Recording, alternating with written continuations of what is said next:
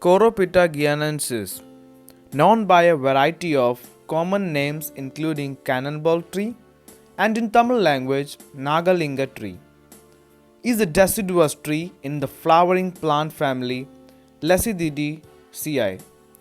It is native to the tropical forests of Central and South America, and it is cultivated in many other tropical areas throughout the world because of its beautiful, fragrant flowers and large, interesting fruits.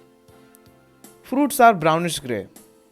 There are potential medicinal uses for many parts of Couroupita guianensis, and the tree has cultural and religious significance in India.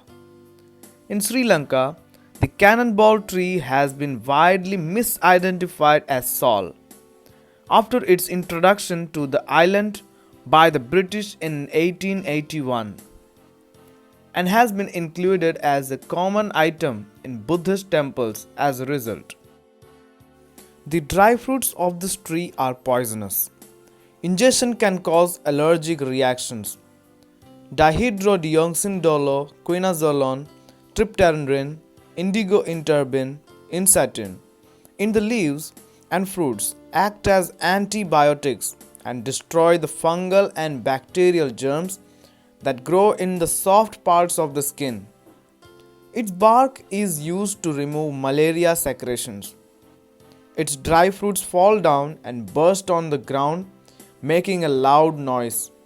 Hence, Nagalinga trees are grown in temples as a symbol of protection to prevent robbers from entering the temples. Its leaves are ground into ink and applied to the places where there are rashes, scabies, lotus, and warts caused by fungus. Grind the lingam part of its flower and apply it on the sores to heal the sores.